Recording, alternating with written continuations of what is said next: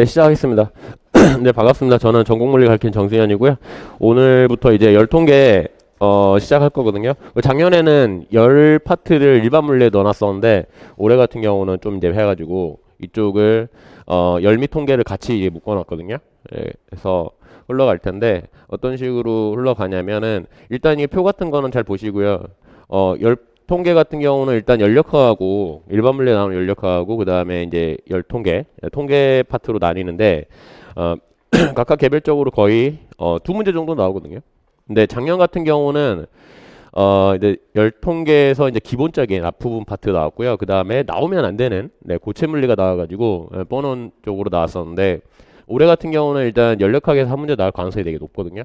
그러니까 그 잘 하시고 어떤 식으로 이제 우리가 배울 건지 좀 이제 그 틀을 좀 잡아 드릴 테니까 이 테크트리가 좀 이게 머릿속에 있어야 되거든요. 왜 흘러가는지 이런 식으로.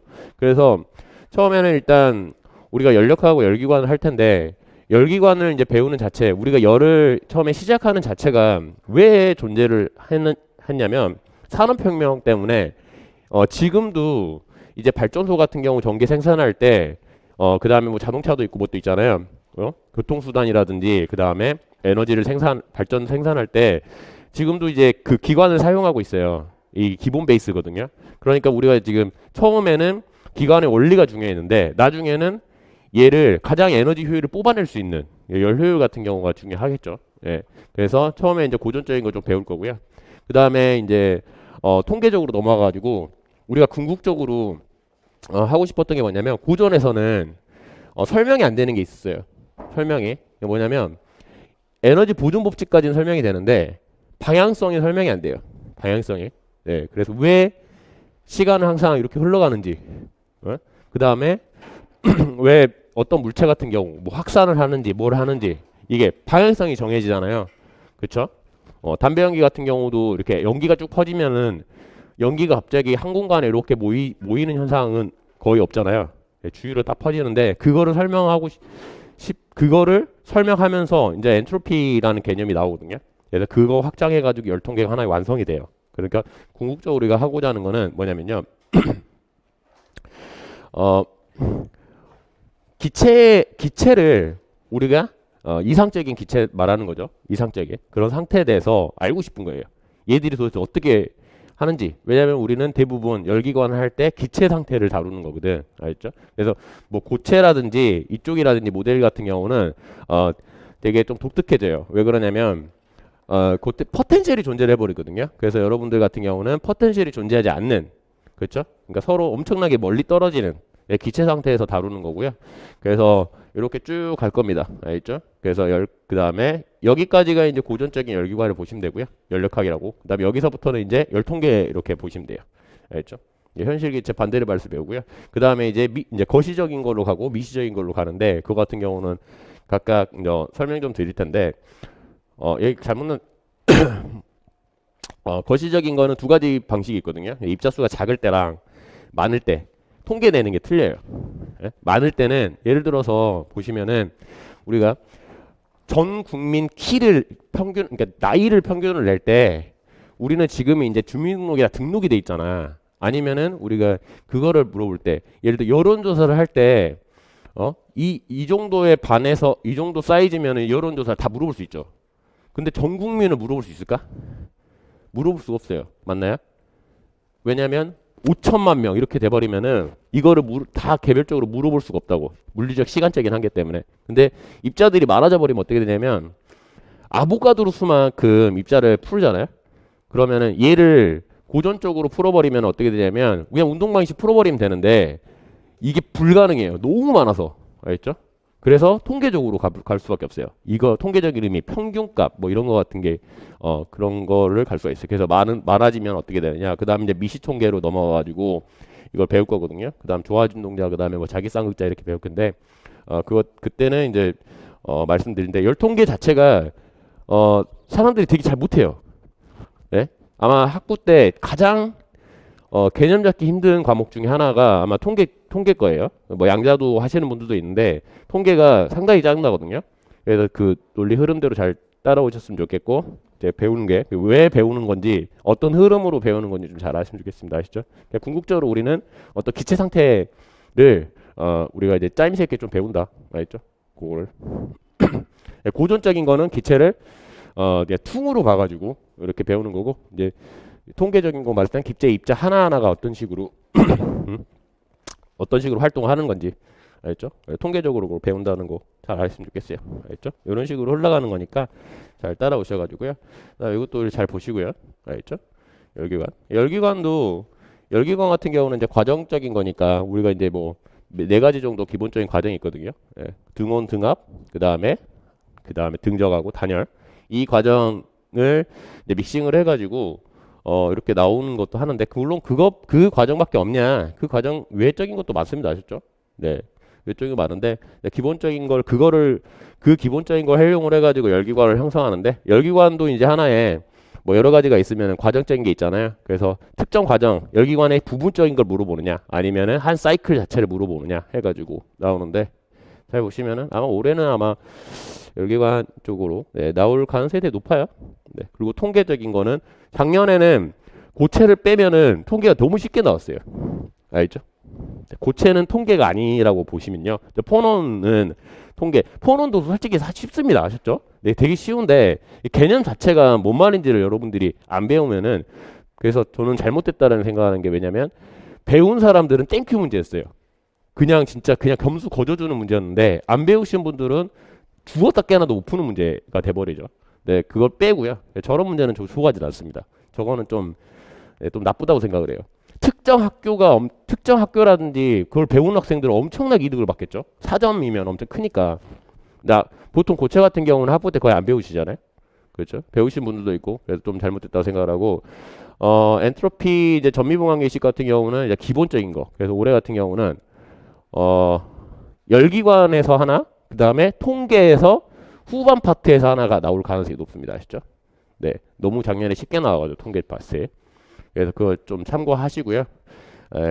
그런 식으로 잘 공부하셨으면 돼요. 그것만 공부하시면 안 됩니다. 아시죠? 전반적으로 공부를 하셔가지고 우리가 뭐 나올지 이거를 나중에 이제 실전 문제를 가면서 그거에 대해서 포커싱을 맞춰갖고 이제 하는 건데 전체적으로 이제 먼저 배워야 되는 거니까 알겠죠? 뭐가 나올지 어느 파트에 나올지를 확률적으로 말할 수 있어도 꼭 거기서 100%는 그렇게 말할 수는 없기 때문에 잘 흐름을 좀 잘 이해하셨으면 좋겠어요. 알겠죠?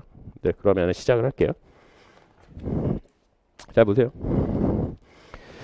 처음에는 일단 열이라는 거는 처음에 고전적으로 이제 가거든요. 우리가 이제 고전적인 연력학을 배우는데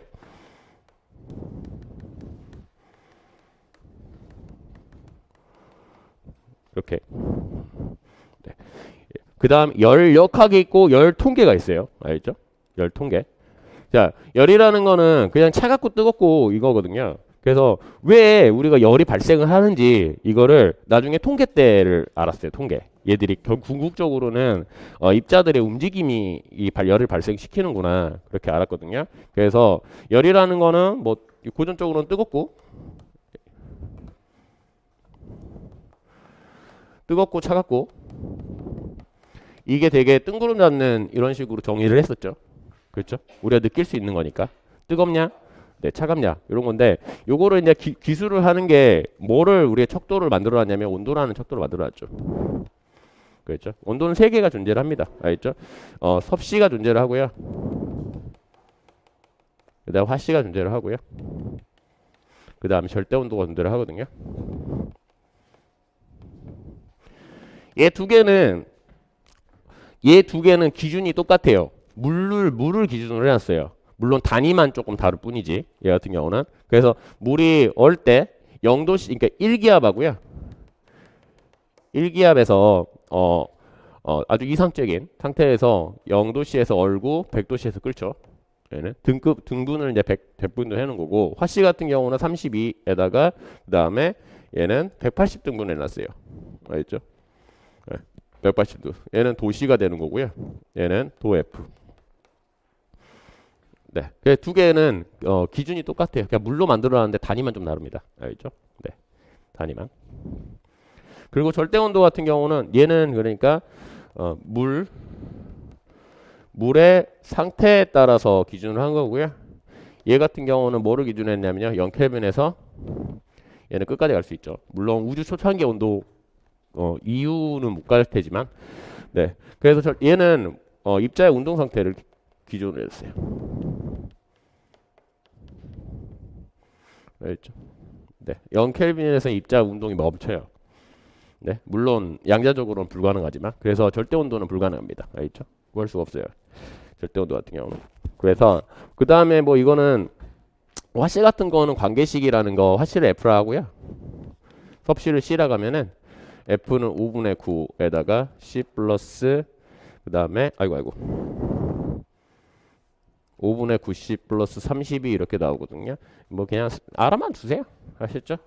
뭐 이걸 하겠다는 거 아니니까. 네. 이거는. 네. 그래서 온도라는 이제 척도를 만들어 가지고 우리가 뜨겁고 차갑고 정도를 우리가 기술을 합니다. 아시죠? 이거 같은 경우는 알아주세요. 넘어갈게요.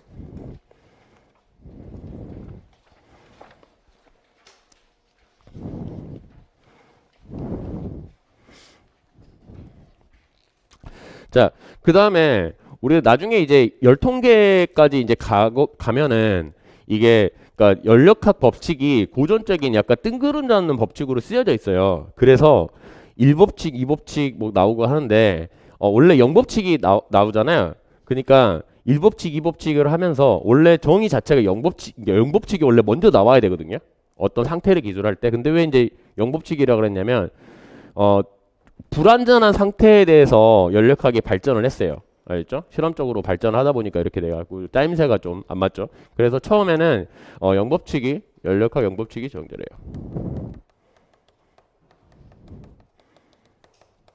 통계에서도 한번 보여드릴 텐데 영법칙이 자연스럽게 나올 수밖에 없습니다. 아시죠? 가정을 해줘야 되는데 뭘 가져가냐면요. 열표형을 가져갑니다.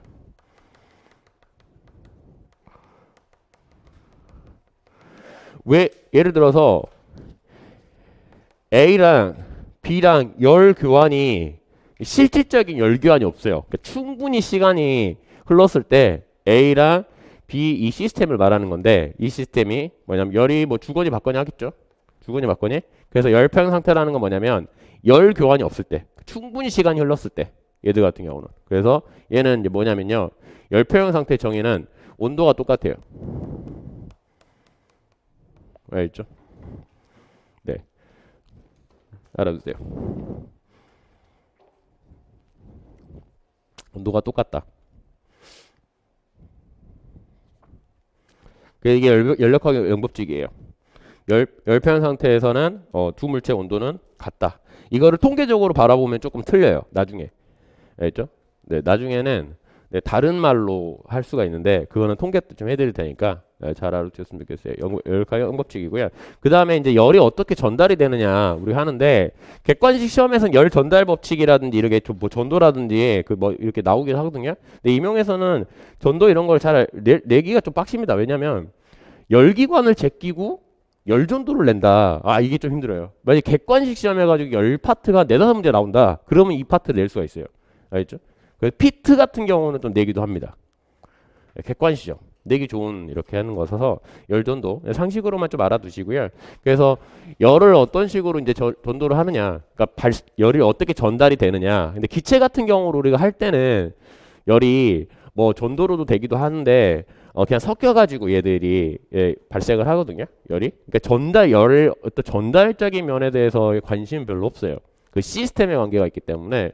그래서 열 전달이 어떤 식으로 이루어지는지 한번 보여드릴게요. 얘들 같은 경우는. 그래서 고체, 그 다음에 액체, 기체 상태에서 뭐 이런 식의 존재를 하는데 얘는 그래서 세 가지가 있어요. 고체나 액체 같은 경우는 열이 전도랑 얘는 대류로 많이 이루어지고요.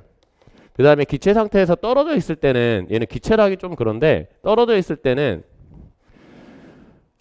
액체 기체도 이게 그거죠. 대류 이렇게 되는데 그리고 분리가 돼 있어. 접촉이 안 돼 있을 때.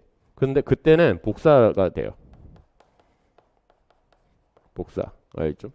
네. 그래서 전도라는 거는 좀 해드리면요. 전도. 열은 접촉 상태에서 할 때. 그래서 열이 얼마나 이제 전도가 되느냐. 전도되는 열량이 Q라 할게요. 그러면은 얘는 써드리면요. KA에다가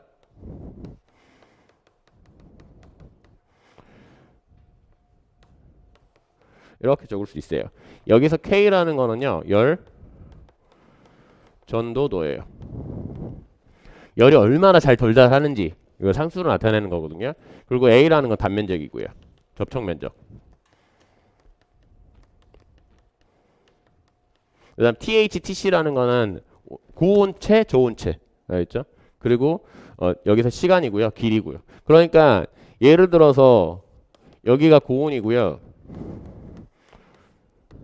여기가 저온이에요. 이게 이제 고체 물질이야.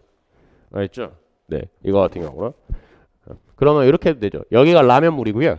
여기 젓가락이고 여러분 손이라고 생각하시면 돼요. 알겠죠? 그러면 고온에서 열은 저온으로 이렇게 이동을 하거든요. 전도. 근데 이것도 왜 고온에서 저온으로 이동하는지를 사람이 처음에는 볼 수가 없었어요. 그냥 받아들였어요. 왜? 그런 현상이 일어나니까. 우리가 뜨거운 물체를 만지면은 뜨겁잖아요. 차가운 물체는 차갑고, 뜨겁다라는 건 열이 우리한테 오는 거고요. 차갑다라는 거는 가거든요. 네? 빼앗긴다라는데 그거를 그냥 받아들였어요.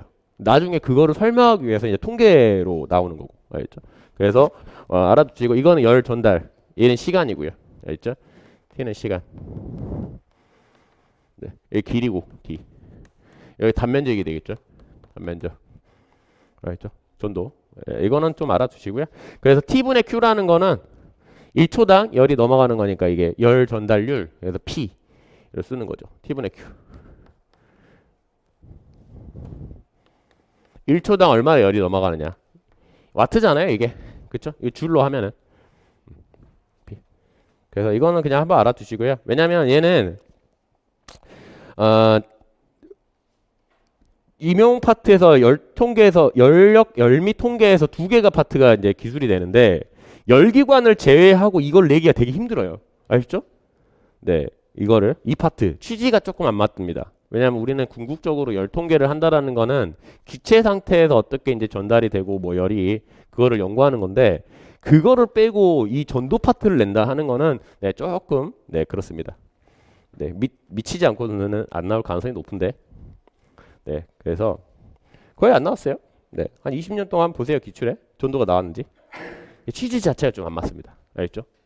작년처럼 만약에 미쳐가지고 저기 폰온 내는 것처럼. 근데 폰온 같은 경우는 일단 기체 상태로 그거를 가정을 하고 하는 건데, 네, 이거 내기가 조금 힘들죠. 내더라도 이거 땡큐 문제로 맞을 수도 있어요. 알겠죠? 알아두시고요. 자, 그리고 그다음 대류 같은 경우는 대류는 메커니즘이 없어요. 아시죠? 대류 같은 경우는 그게 있어요. 뭐냐면 우리가 대류는 밀도 차이가 이제 이렇게 있으면 여기가 이제 뜨거워지잖아요. 온도가 올라가면은 간격이 멀어지기 때문에 밀도가 떨어져 가지고 얘는 이제 중력이 존재를 할 때 얘를 올라가고 얘들이 내려가고 이런 식으로 대류가 발생을 하잖아요. 그렇죠? 네, 대류 현상 같은 경우는 대류 현상은 난류예요. 난류. 그러니까 액체가 일단 뜨거워질 때 예? 아주 저온적인 게 아니라 얘는 그래서 대류 메커니즘 설명하는 게 몇 가지가 있는데 얘는 난류 메커니즘이 얘는 아직 완성을 시킬 수가 없어요. 아시죠? 난류적인 거. 얘는 대류를 완벽하게 설명할 수 없어요. 너무 변수가 너무 많아요. 그래서 뭐 니비어스 스토크스도 있고 뭐 또 있는데 이거 같은 경우는 그냥 시뮬레이션 해버립니다. 아시죠? 네, 시뮬레이션 해가지고 하는 거고요. 너무 변수가 많아요. 그러니까 사소한 변수가 난류에서는 너무 큰 영향을 미쳐버려요. 되게 사소한 변수가. 네, 그거랑 똑같죠. 예를 들어서 우리가 고온 기체에서 총알이 있는데 총알에 여기에 살짝 삐져나오는 게 있어요. 그런데 얘가 저속으로 가면은 이 흐름 자체가 얘들이 영향을 그렇게 크게 안 주거든요. 그렇죠? 그리고 물도 마찬가지예요. 여러분들이 물이 그 졸졸졸 흐를 때랑 졸졸졸 흐를 때는 우리가 대충 예상을 할 수 있는데 그 홍수 날 때 한번 보신 적 있어요? 막 요동치잖아. 그쵸? 네. 그렇게 난류 크게 흘러버리거나 뭐라 해버리면은 우리가 예측하기 힘듭니다. 아시죠? 되게 세밀한 부분이 큰 영향을 미쳐가지고. 알죠? 그래서 난류 메커니즘은 없다. 아셨나요? 네. 그리고 복사.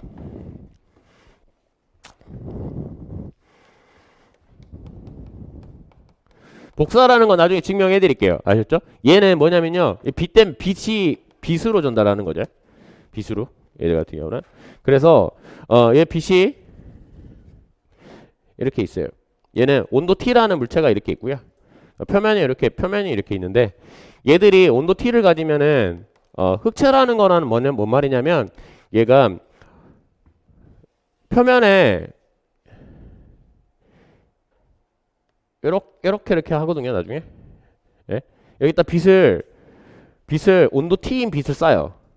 그러면 얘가 땡땡땡땡 이렇게 충돌 막 하거든요. 그러면 막 충돌을 하니까 여기 전체적인 T로 이렇게 되고요. 그 다음에 여기서 빛을 이렇게 방출을 해요.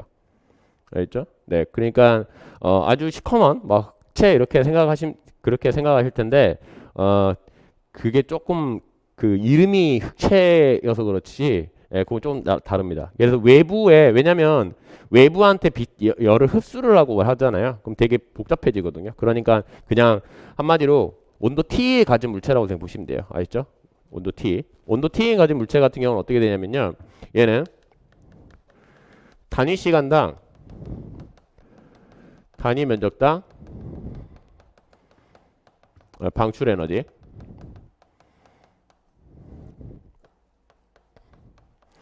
이거 전자기 때 배우지 않았나요? 단위 시간당 단위 면적당 방출 에너지, 이게 포인팅 벡터죠. 맞나요? 이거의 평균값 아셨죠? 이거의 평균값, 시간 평균값, 그게 뭐라 하냐면 이게 I라 그래요. 아셨죠? I. 이거의 시간 평균값.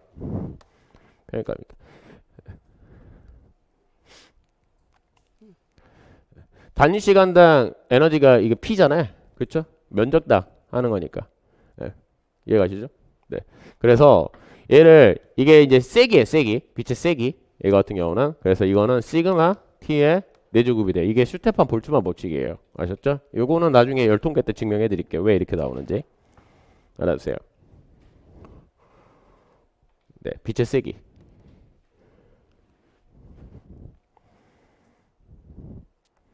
그래서 빛의 세기로 대충 우리가 이제 온도만 주어지면은 얼마의 빛의 세기가 나오는지 할 수가 있거든요. 태양 같은 경우는 보통 6000켈빈이죠. 사람 같은 경우는 한 300켈빈이라 할까요? 보통 300켈빈? 네, 그 정도. 상온일 때, 이 정도 할 때. 그래서 몇 배가 되는지 대충 나오겠죠. 네, 온도가 높아지면 높아질수록 빛이 세기가 단위 면적당 1초에 나오는 빛의 양이, 예, 결정 나거든요. 네, 알아두시고요. 그리고 복사, 이거는 뭐 통계 때 한번 설명해 드릴게요. 이것도 왜 이렇게 나오는지 증명을 해 드릴 테니까 알아두시고요. 이게 슈테판 볼트만 법칙. 볼트만 상수예요. 시그마는.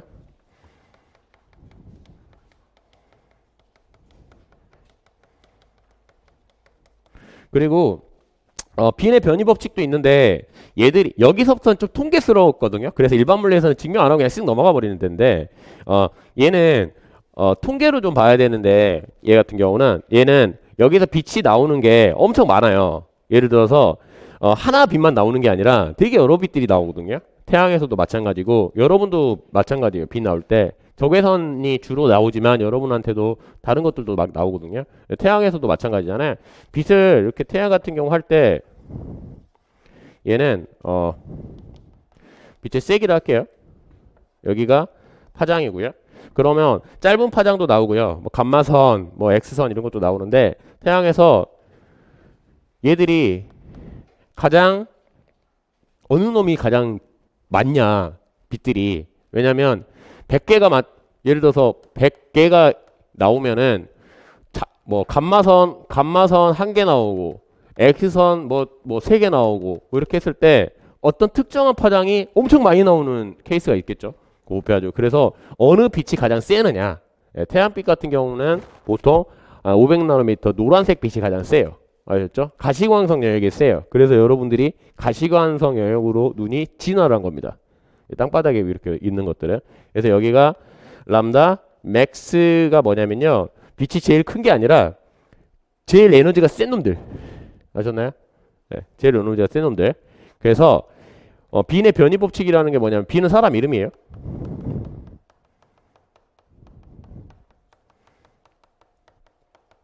흑체 온도, 표면 온도가 T예요.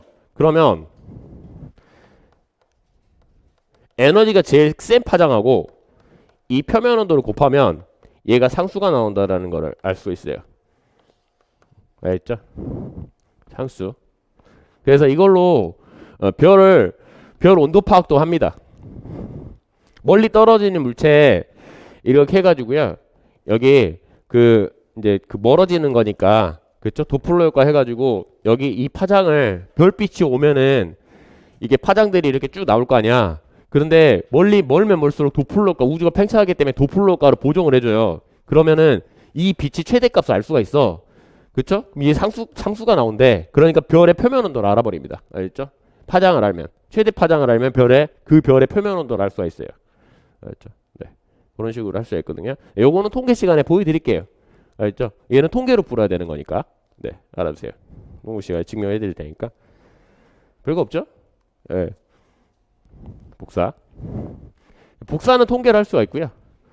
네. 전도 같은 경우는 그냥, 네. 알아두고, 저 산수 문제로 할 수 있으니까.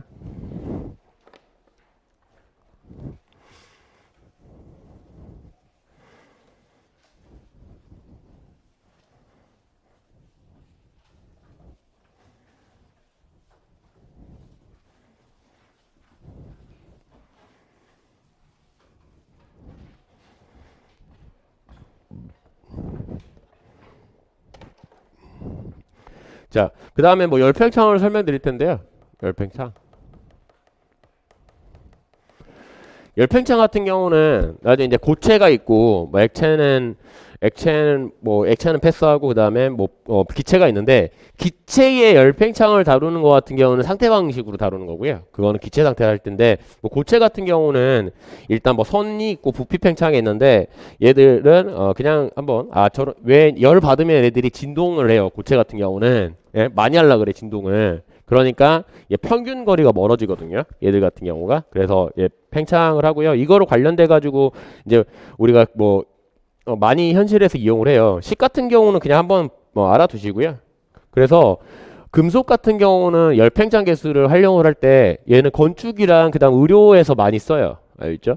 여러분들 치아 같은 거 할 때 요즘에는 이제 아말감 같은 경우를 안 했거든요. 산화수은 그거 해가지고 요즘에는 다 이제 금이라든지 레진 이렇게 많이 하잖아요. 근데 그게 열팽창이 이빨하고 거의 비슷해요. 알겠죠? 안 그러면은 깨져버리거나 빠져버리겠죠. 네, 이빨하고 비슷하고 그 다음에 시멘트랑 철근 콘크리트 쓰죠. 네, 시멘트랑 철근 콘크리트도 열팽창이 똑같습니다. 거의 비슷해요. 안 그러면은 금가버리죠. 철근이 온도가 우리나라 사계절이잖아요. 온도가 겨울일 때는 쪼그라드는데 그리고 여름일 때 팽창하잖아요. 그럼 여름일 때 팽창할 때 시멘트 팽창한 것보다 철이 더 팽창해버리면은 어떻게 돼? 건물이 금가겠죠. 네. 이게 왜냐면 사이즈가 커지면 커질수록 100m일 때 만약에 0.몇 %만 팽창을 하더라도 팽창이 살짝만 달아지더라도 뭐 몇십 센치가 넘어가 버릴 수가 있으니까. 네. 그래서 그거로 관련돼 가지고 이거를 다 합니다. 아시죠? 알아두시고요. 그 다음에 열팽창 달라가지고 하는 거는 현실에서 바이메탈 많이 써요. 바이메탈 같은 경우 화재 경보기 있죠. 화재 경보기. 그 다음에 화재 경보기 쓰고요. 그 다음에 얘는 두 개를 이렇게 열팽창이 다른 것들을 이렇게 해놔요. 이런 식으로 여기가. 그래서 구리랑 알루미늄도 쓰기도 니켈처럼 합금도 쓰긴 하는데 만약에 얘가 A가 열팽창이 B보다 크다 가면은 이런 식으로 온도가 올라가면 이렇게 꺾이겠죠. 그래서 여기 접촉돼 가지고 이제 차단시킨 거나 뭘 하거나 이렇게 하거든요. 얘 같은 경우는. 그래서 얘를 많이 활용을 하는 게 뭐냐면 커피포트기 있죠. 뜨거워지면 탁 소리 나 가지고 차단되는 거. 네, 그거 바이메탈 쓰고요. 그다음에 전기 다리미 같은 거라든지 여러 가지 바이메탈 많이 쓰거든요. 네. 그냥 상식으로만 알아두세요. 아시죠? 네, 열팽창. 네, 알아두시고요. 그다음 에펠탑 오피도 있고 내열 유리도 있고 그다음 나무통 만드는 방법 이렇게 했는데 얘들도 다 열팽창 고려해가지고 하거든요. 알아두세요. 그래서 와인 같은 경우 할 때 와인이 항상 서늘한 데서 보관하라 그러잖아요. 코르크가 열팽창을 해가지고요. 와인은 산화가 돼버리면은 썩거든요. 와인 같은 경우는 네, 그래서 여러분 소주 하시죠? 와인 싫어하시죠? 네. 자. 그 다음에 이제 연력학 쪽으로 넘어갈게요.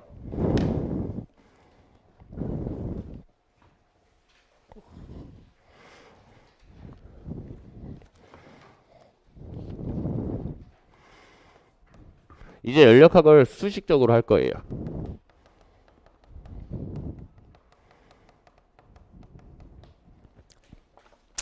우리가 열을 기술을 할 텐데 어떤 식으로 기술을 하냐면요.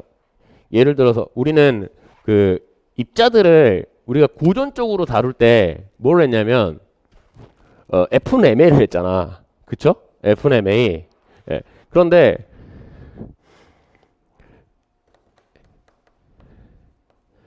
고전에서 말하는 F는 MA 이거 같은 경우를 그리고 이제 그 다음에 나중에 1과 에너지 이렇게 있죠. 1과 에너지. 네, 1과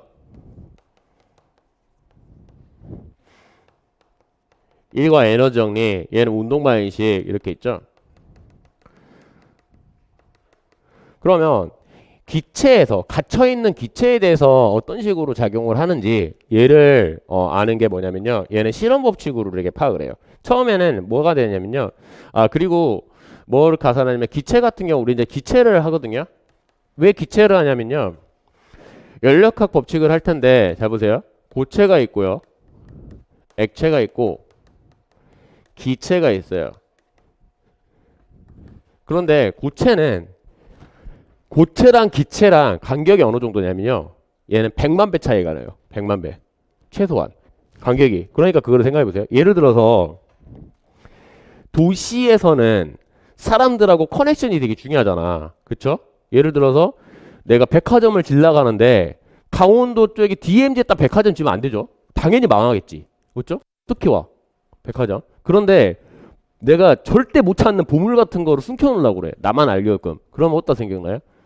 막 위험한데 할 수 있죠. 사람들이 잘 못 오는 거래. 아니 뭐 길가닥에 뿌려놓으면 안 되잖아. 그러니까 사람들의 영향력을 봐야 되는데 고체나 액체 같은 경우는 뭘 고려를 해야 되면 포텐셜을 고려해 줘야 돼요.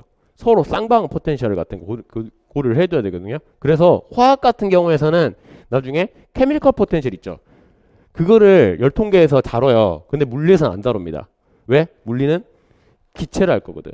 그리고 고체 같은 경우는 고체 물리로 넘어가 버려요. 아셨죠? 그러니까 얘는 안 다룰 거다. 얘를 다루는데 기체에서 얘는 서로 포텐셜 있죠. 포텐셜 에너지. 포텐셜 에너지를 고려하면은 너무 복잡해져요. 너무. 그러니까 이 포텐셜 에너지를 고려를 안 하고 싶은 거야. 아셨죠? 안 하고 싶어. 그러면은 이제 이 포텐셜을 고려 안 하려면은 어떻게 해야 되냐면요. 그거를 이상기체라 그래요. 고전에서는 아주 엄청나게 포텐셜 높고 서로 그거를 다루는 거거든요. 그래서 얘는 일단 이상기체는 뭐냐면요. 크기를 무시합니다.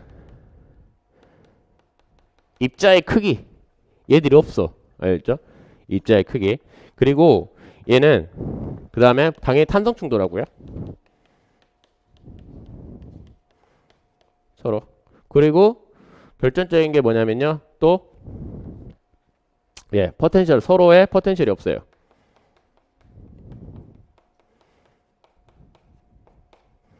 알겠죠? 알아두세요.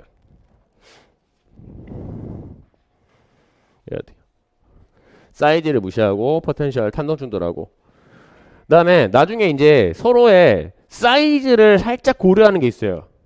얘들 같은 경우가 그게 반대를 말쓰고 알겠죠? 현식일제 보정이죠.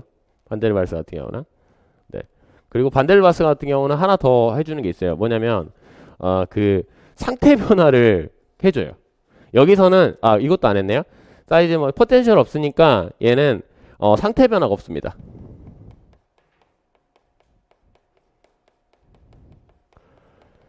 상태 변화 없어요. 상태 변화 아시죠? 기체에서 고압으로 줘버리면 액체로 가버리잖아. 그쵸? 네. 그걸 무시. 상태 변화 없다. 아주 이상적인. 그래서 이상기체 하는 거고요. 이거를 가정을 하고요. 그 다음에 처음에는 이제 보일 법칙이 나왔어요. 그러니까 연력학 같은 경우는 운동 방식이 일과 에너지를 하려고 하는데 개별적으로 왜 못하냐면 내가 말씀드렸죠. 너무 많아 애들이. 너무 많기 때문에 개별적으로 볼 수가 없어. 너무 많기 때문에. 아셨나요? 얘들이. 입자수가 아보가드로 수란 말이야. 그러면은 슈퍼컴퓨터로 아보가드로 수가 보통 10에 24승계라 할게요. 팩터 자체가 그냥 1몰 정도 하면은 얘는 그러면 이 1초에 슈퍼컴퓨터가 1조 번 정도 계산한다고 치잖아요. 그러면 얘가 10의 12승 초가 걸려요. 1조 초가 걸린다고. 1조 초가. 아셨나요? 1조 초. 네. 1조 초 대충 해보세요. 그러면 10의 7승 10의 7승이 1년 정도 되거든요. 보통 3천만 초 되는 거니까 1년. 얼추 해보면은 그럼 해보면 10만 년 걸려요. 10의 5승요. 대충. 알겠죠? 그러니까 1몰만 이렇게 다룰라 해도 너무 오래 걸리니까 요렇게 고전적인 고전 역학으로 갈 수가 없어요. 알겠죠? 그래서 역학이라는 게 새로 빠져요. 이거를 기체를 할 때 너무 오래 걸리니까. 알겠죠? 자, 그러면 처음에 등장하는 게 뭐냐면요. 요래 이상기체를 가정을 했어. 알겠죠? 얘를 우리가 대상을 가정을 해야지 다룰 거 아니야. 그 다음에 두 번째는 뭐라 했냐면요. 보일 법칙이 등장을 했어요. 알겠죠? 보일 법칙. 보일 법칙은 온도가 일정한 상태에서 뭐라 했냐면요. 기체의 압력하고 부피 관계. 이 관계를 보일 법칙 했어요. 기체를 가둬놓고. 알겠죠? 가둬놓고. 네. 그래서 했더니 어떻게 되냐면요. 뭐 VP나 PV나 이렇게 할게요. 근데 PV로 많이 하는 거니까 얘가 이런 식으로 나온다라는 걸 했어요. 그러니까 무슨 말이냐면 T가 일정한 상태에서는 PV가 얘가 일정하다. 알겠죠? 제약 조건. 압력과 부피가 기체를 결정하는 양적인 걸 결정하는 거는 일단 부피일 테니까. 알겠죠? 부피. 네. 질량 이런 게 아니에요. 부피가 돼요. 왜 질량 이런 게 관계가 없는지를 일단 그거는 아보가드로 이쪽에서 보여드릴게요. 그 다음에 이 보일 법칙이고요. 그 다음에 샤를 법칙. 샤를 법칙 같은 경우는 압력이 일정할 때. 압력이 일정할 때는 어떻게 되냐면요. 얘는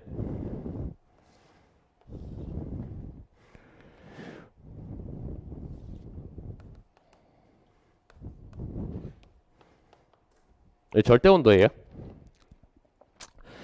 절대 온도. 조심해. 절대 온도로 할게요. 섭씨로 하면은 이렇게 되는데 절대 온도로 하면 이렇게 되거든요. 이런 식으로. 섭씨로 하면 어차피 시프트가 되는 거니까 평행이동. 그림 저기 자료 9페이지 근거처럼 되는 거잖아요. 네, 거의 대부분 절대 온도로 되는 거기 때문에. 그래서 얘 같은 경우는 어떻게 되냐면요. 기울기 있죠. 기울기. 얘가 일정해요. 알겠죠? 온도분의 부피. 얘가 일정하다. 그래서 얘 두 개를 합쳐요. 그래서 이거 보일샤르 법칙이에요. 뒷페이지에. 아셨죠? 이걸 두 개를 합치면.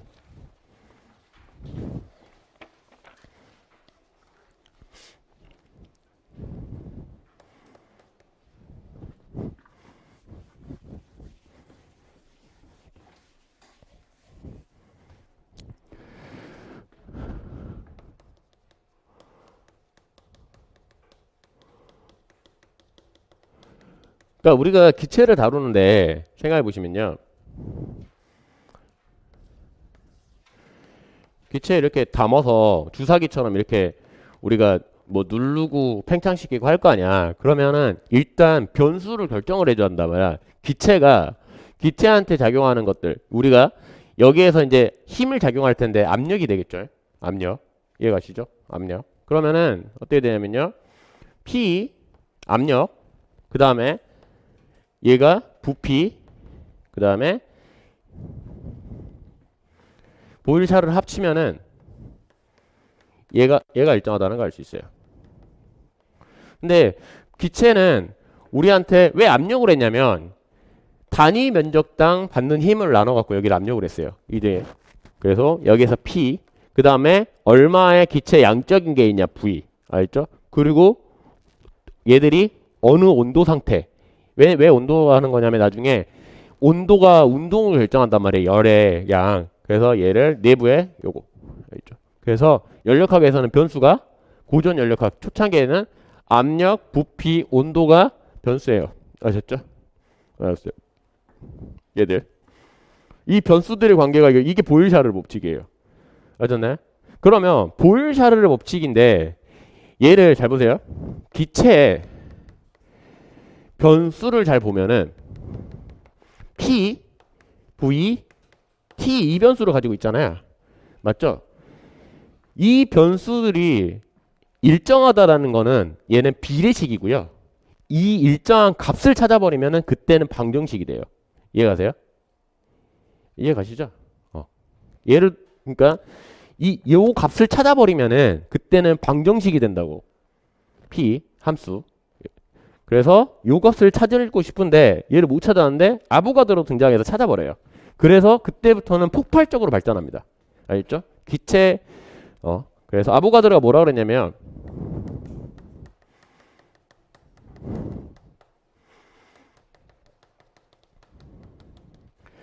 자, 기체 종류에 상관없이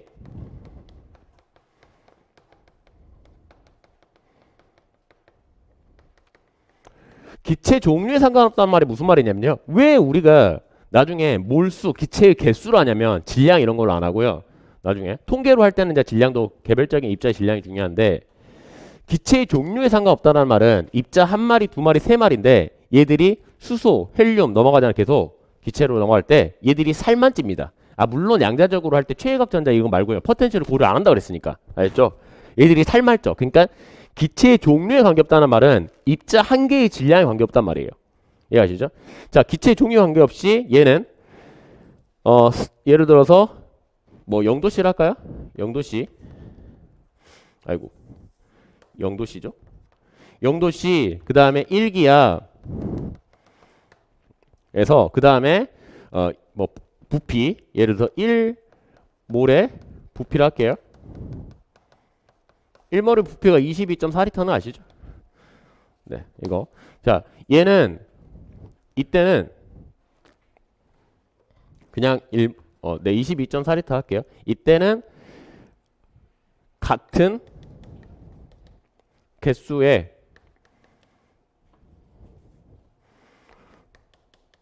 분자수가 입자수겠죠? 분자수가 존재한다예요. 이걸 찾아버립니다. 아셨죠? 얘를. 그래서 해보세요. 얘는 여기다 1기압 넣고요. 1기압. 이게 1.013 곱하기 10의 5승 헥토파스, 그러니까 5승 파스칼이거든요. 얘는. 그 다음에 얘는 22.4 같은 경우는 22.4 곱하기 10의 마이너스 3승. 미터의 세제곱으로 해야 되니까. 네. 1000리터가 1세제곱미터예요. 그리고 얘는 0도씨라고 그랬으니까 얘는 273 켈빈 되겠죠. 맞죠? 근데 이걸 나눠요. 그러면은 뭐가 나오냐면요. 이때는 이 상수가 나와버립니다. 이게. 그래서 이걸 기체상수라고 그래요. 아셨나요? 네, 기체상수. 그래서 요거 기체상수, 요거를 기체상수라고 그래요. 똑같아. 그러니까 이걸 딱 찾는 순간에 어떻게 되냐면요. 얘는 이때 방정식이 돼버립니다. 아셨죠? 자, 그래서 P, V는 얘는 R, T. 근데 여기서는 뭐라고 그랬냐면 기체가 우리가 여기서 이제 22.4리터를 갖다가 1몰이라는 거를 기준으로 해놨어요. 아셨죠? 아보가드로수 해가지고 기체가 얼마나 존재를 하는지 입자수가. 그러면은 부피가 커지면 커질수록 몰수가 증가를 하잖아. 그래서 여기서 이런 식으로 합니다. M몰. 알겠죠? 네. 그리고 입자수로 하면 어떻게 되냐? 얘는 1몰일 때 N0 아보가드로수 아시죠? 얘는 6.052 곱하기 10의 23승계. 네. 그래서 이때 이렇게 하고요. 그러면은 N몰일 때는 입자수가 N개일 거 아니야? 얘가 아시죠? 그러면 여기 쉽죠? 이렇게 하면 되는 거니까 N에다가 N0분의 RT니까. 그래서 여기서 NKT 이렇게 쓸 수가 있어요. 얘를 볼츠만 상수라고 합니다. 알겠죠? 그래서 볼츠만 상수가 작은 값이에요. 기체 상수보다. 아셨죠? 네. 그래서 여러분들이 연력학에서 이렇게 다루고요. 연력학에서 이거 많이 쓰고요. 통계에서는 이거 많이 써요. 왜 그러냐면 연력학은 집단으로 봐요. 모든 입자들이 다 상태가 동일하다고 보는데 통계는 달라요. 이거랑 똑같지. 예를 들어서 여기에서 우리가 평균이 50점이면은 모든 사람들이 평균을 다 50으로 주는 거랑 똑같아요. 고조는. 그러니까 분포함 수가 없어. 근데 실질적으로는 안 그러잖아. 실질적으로는 100점도 있고 빵점도 있을 거 아니에요. 그래서 통계 분포를 보는 거를 할 때는 입자에 얘들이 몇 마리가 존재하는지. 왜냐면 이 n마리를 통계로 볼 거니까. 그래서 통계에선 이거 많이 쓰고요. 그 다음에 고전 연력학에선 이걸 많이 써요. 아셨죠? 알아두세요. 그래서 얘를 뭐라고 하냐. 피, 압력, 부피, 온도 얘를 결정하는 것들을 그래서 이거를 이상기체 상태 방식이라 합니다. 이게 스타트예요. 아셨나요? 이게 F는 MA랑 똑같습니다. 아셨죠? 그러니까 처음에 이상기체의 가정이에요. 기체를 얘를 상태로 존재하는 거. 알겠죠? 요게 스타트예요. 이상기체는 고전 연력학은 요거부터 시작합니다. 아셨나요? 요거부터 알아두세요. 이거를 아주 중요한 이상기체 상태 방식이라고 그래요.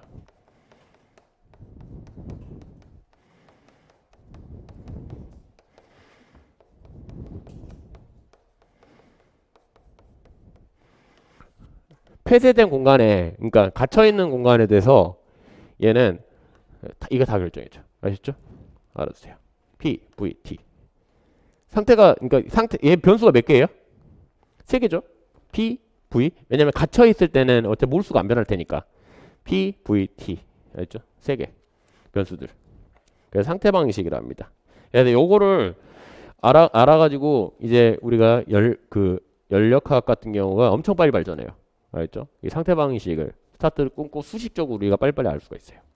그걸 좀 해드릴 테니까 알아두세요.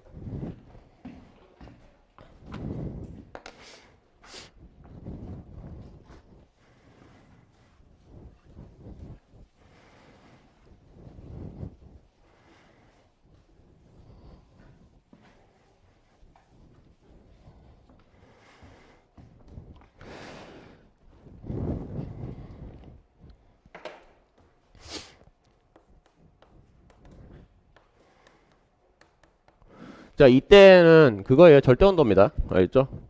상태 방식. 상태 방식은 단위가 무슨 단위인지는 아시겠어요? 단위가 무슨 단위죠? 에너지 단위죠. 왜? 이게 FS가 에너지 단위잖아. 그쵸? 그러면 얘를 고쳐보면요. A분의 F에다가 AS. 이게 PV잖아. 상태 방식은 에너지 스페이스 단위입니다. 에너지 단위예요. 단위가 되게 중요해요. 아셨죠? 단위. 그러면은 우리가 얘들이 고전은 다시 한번 말하지만 입자가 n마리가 있으면 n마리 애들이 다 에너지가 똑같다고 보는 거예요. 아셨나요? 그러면 우리가 온도 이제 상태 방식이 주어졌을 때 공간에 갇혀 있는 놈들이 무슨 에너지가 있냐. 근데 아까 말했죠. 제가 포텐셜을 제외하면 무슨 에너지밖에 없어? 운동 에너지밖에 없잖아. 그 운동 에너지를 찾고 싶은 거예요. 아셨죠? 네, 운동 에너지를. 왜 에너지를? 얘는 에너지 스페이스로 다녔잖아. 그러니까 우리가 결국은 뭐 하고 싶냐면 에너지 스페이스로 정의를 해놨잖아. 그래서 에너지 보존 법칙을 찾고 싶은 겁니다. 아셨죠? 우리가 일주를 줬을 때 얘들이 운동 에너지가 어떻게 되고 뭐가 어떻게 되고 할 때 그래서 처음에 운동 에너지를 찾고 싶은 거예요. 그래서 운동 에너지를 어떻게 찾냐면요. 압력이라는 거는 기체가 얘는 벽을 때려야지 압력이 발생을 하거든요. 자꾸 밀려는 거. 그래서 충돌. 그래서 고전적으로 증명하는 방법이 여러 가지인데 이제 고전 연력학이니까 어떤 식으로 증명하느냐. 얘는 탄성층으로 증명할 거예요. 알겠죠? 그래서 잘 그려드리면요. 자, 길이가 L인 정육면체라 할게요. 정육면체. 네.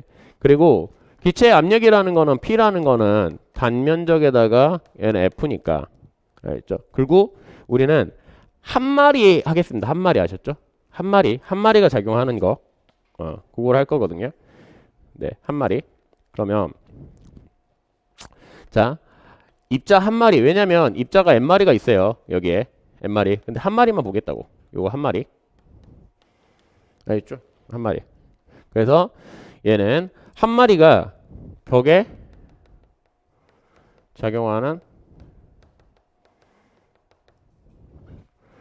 F를 구할 거예요. 알겠죠? 평균값. 얘들 같은 경우는. 아시죠? 그래서 이게 어떻게 하면 되냐면 압력 같은 경우는 요거 이용할 거예요. 그 I는 F 델타 T라는 거는 델타 P. 이거 운동량과 충격량 관계식 해가지고요. 예, 궁극적으로 뭐 할 거냐면 입자 한 마리 운동 에너지를 찾을 거라고. 아셨나요? 운동 에너지 찾아버릴 거예요. 그런 식으로 해가지고. 그래서 상태 방식 넘어간 다음에 얘는 입자 한 마리 운동 에너지 이 자체가 내부 에너지가 되는 거니까. 알겠죠? 요걸 찾아요. 운동 에너지 정의를 해. 예, 그 다음에 E를 정의를 해. 그렇죠? 네, 그래서 그 다음에 이제 에너지 보존 법칙 넘어가고 이런 식으로 해가지고 발전할 거거든요. 근데 좀 끊어가겠습니다. 아셨죠?